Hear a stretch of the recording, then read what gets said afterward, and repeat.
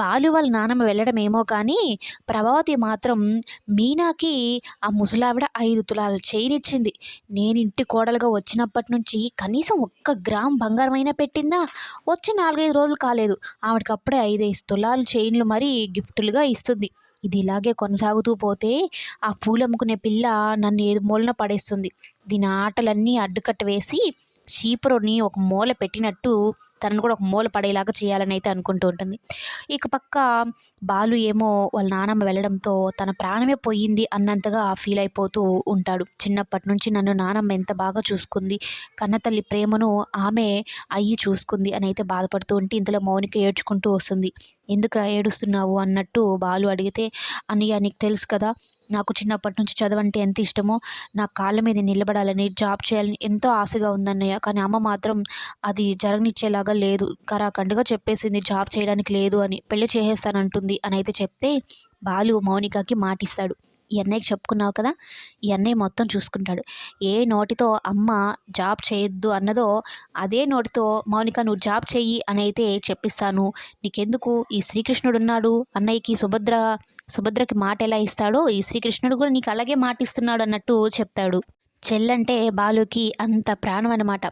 ఎలాగైనా ఒక పెద్ద వ్యూహం వేసి మౌనిక విషయాన్ని ఒక తేల్చేసేయాలని అయితే అనుకుంటూ ఉంటాడు.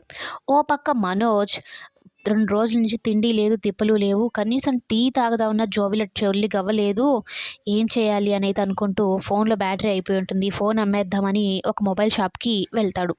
ఫోను అమ్మేయాలనుకుంటే ఆ మొబైల్ షాప్ అతను ఇతను ఎవరో దొంగలాగా చూస్తాడనమాట.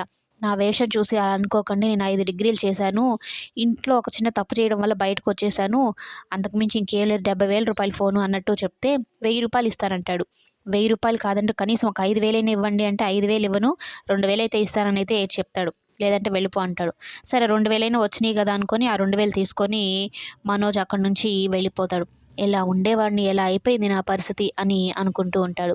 ఇక మీనా ఏమో సత్యంకి కాఫీ తీసుకొని వెళ్తుంది. ఇక కాఫీ తాగిన సత్యం అయితే, నువ్వు నా మీద చూపించే శ్రద్ధను చూస్తుంటే నాకు మా అమ్మనే తలుచుకున్నట్టుగా ఉందమ్మా, మా అమ్మ కూడా అంతే, ప్రతి ఒక్క విషయంలోనూ నన్ను బాగా చూసుకుంటుంది అని అయితే చెప్తూ అలాగే మౌనిక గురించి మాట్లాడుతుంది మీనా. ఇంకేముంది, మౌనిక గురించి మాట్లాడడం వినందిందో లేదో ప్రభావతి పరిగెత్తుకుంటూ వచ్చినట్టు, నోరు మూసుకుని ఉండు, నా కూతురు విషయంలో నీ జోక్యం ఏంటి, నాకు తెలీదా తల్లిగా, అసలు ఈ పూలమ్ముకునే పిల్ల ఇంట్లోకి రావడమే నాకు ఇష్టం లేదు, అటువంటిది మరలా నా కుటుంబ విషయాల్లో జోక్యం చేసుకోవడమా అన్నట్టు చాలా ఘోరంగా అవమానించి మాట్లాడుతుంది ప్రభావతి. ఇలా చీటికి మాటికి దెప్పడుపు మాటలు, సూటిపోటు మాట్లాడుతూ ఉంటే ఏ అమ్మాయికైనా ఎలా అనిపిస్తుందండి. సత్యం చెప్తూనే ఉంటాడు, తన నిర్ణయం చెప్పింది, నువ్వేమనుకుంటున్నావు అది చెప్పు, అంతేగాని ఇలా కోప్పడ గొడవలు పెట్టుకుంటావు ఎందుకు అన్నట్టు మాట్లాడుతూ ఉంటే, బాగా వెనకేసుకొస్తున్నారు నచ్చిన కోడలని, బాగా తెచ్చుకున్నారుగా, తీసుకొచ్చి నా నెత్తి మీద పెట్టారు కదా అన్నట్టు సూటిపట్టు మాటలతో మాట్లాడుతూ ఉంటుంది ప్రభావతి.